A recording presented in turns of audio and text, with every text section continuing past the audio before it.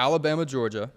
This has come to be a rivalry in and of itself with two teams who don't play each other in the regular season every year, but seem to find a way to play each other every other year at least.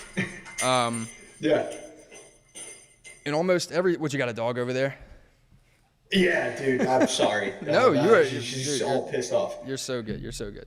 But, yeah, and every time they play, it's for a playoff berth. And, you know, you saw back in 2020, Georgia beat Alabama beat Georgia. Alabama beat Georgia in the SEC championship, and then am I saying that backwards? Alabama beat Georgia in the SEC championship. Beat Georgia in the SEC championship. Yep, Georgia beat Alabama in the SEC championship, and so from that point, you've kind of developed a rivalry here.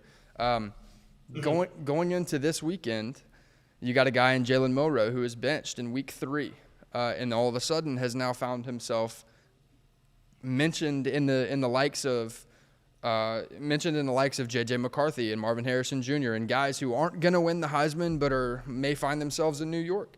With a big game out of him this weekend, let me ask you this way. How does Alabama beat Georgia on Saturday?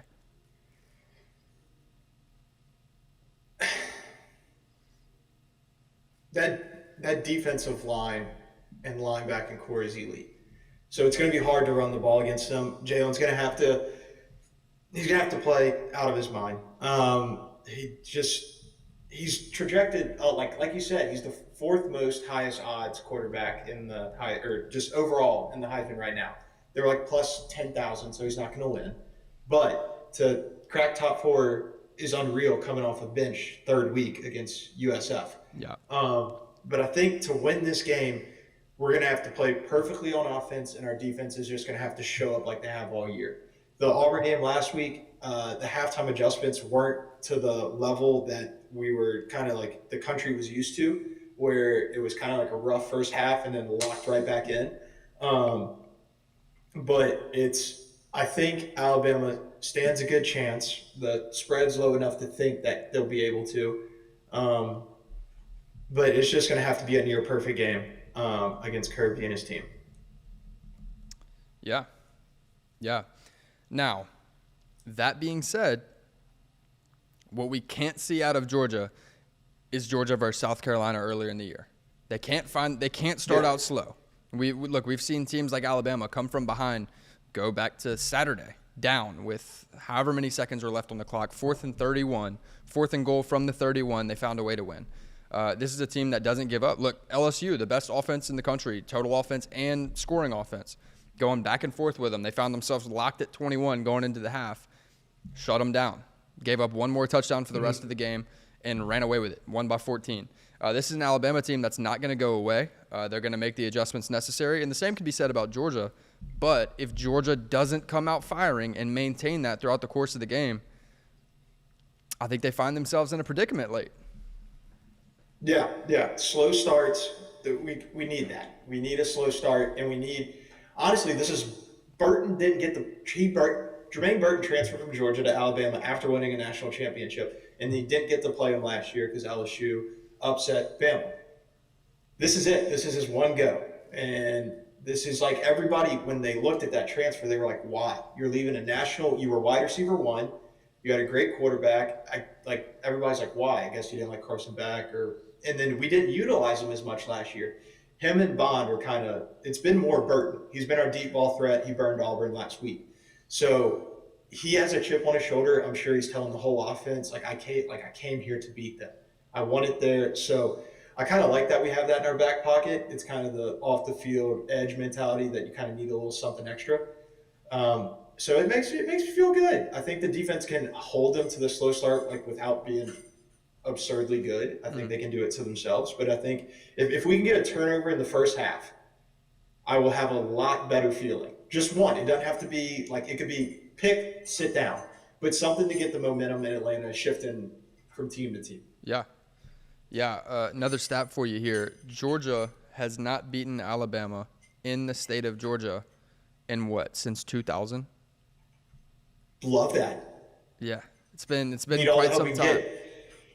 It's been quite some time. And now Bama released their schedule yesterday. We got, with the whole realignment, we have them next year. So now the rivalry goes from postseason work they'll get that look in season. I don't know what the vision situation, but it's going to be good.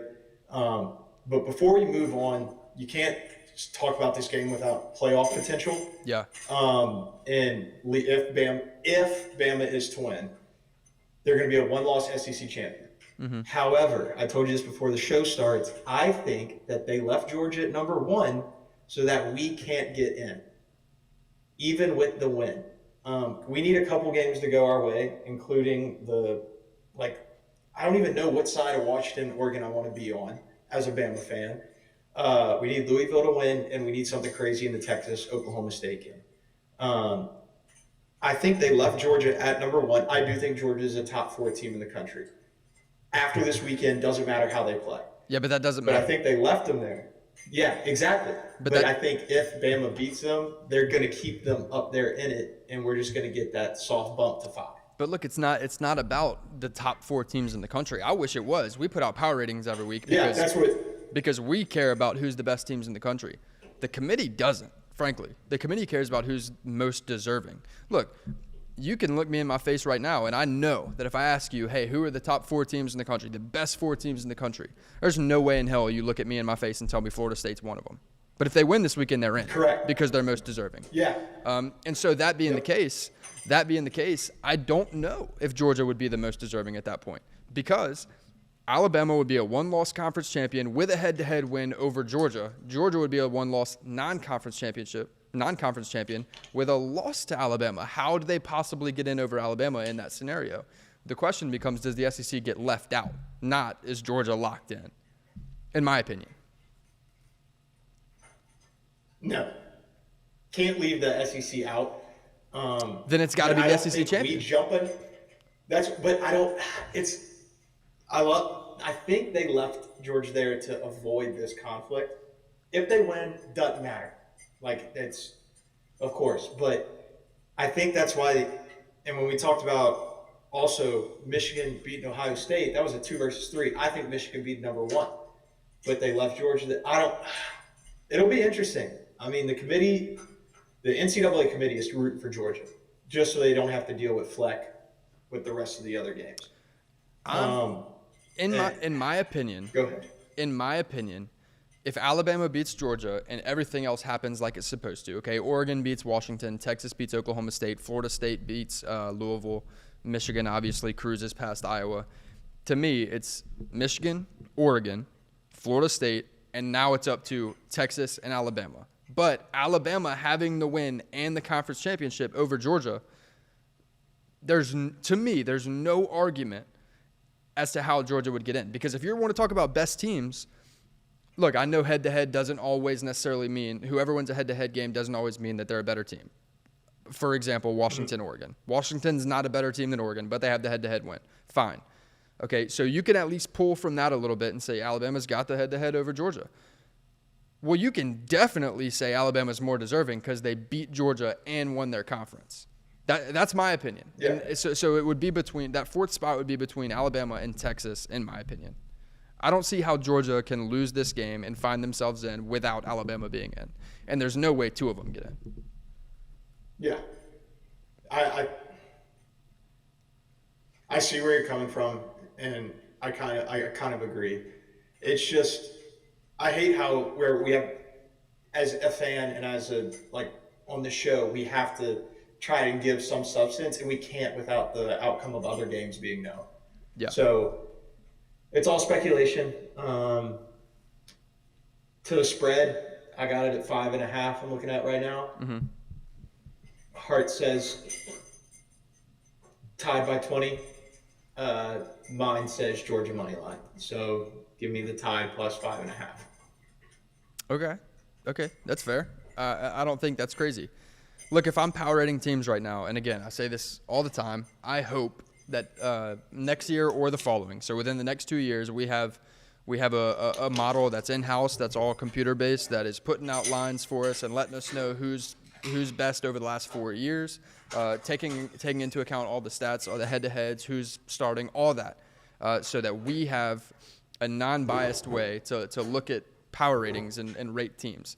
That being said, we don't have that yet. And my opinion is that Georgia is better than Alabama right now, but not by much. I don't like them being 5 points better than Alabama. I think they're both top 4. I would say Georgia, Michigan, and there's honestly, if we're going power ratings, I think there's Georgia, Michigan, who honestly either of them could be 1 right now, and then it's Alabama at 3. For me, I think Alabama is the 3rd best team in the country, and there's an argument between maybe Oregon, but outside of that, who's better? And if you're telling me the difference between 1 to 3 is 5 points on a neutral field, you've lost your mind. Yeah, I like that. I mean, I agree. I agree with you. That frame of mind of looking at it should make it clear to everybody. It's unfortunate that the national championship will be played this Saturday.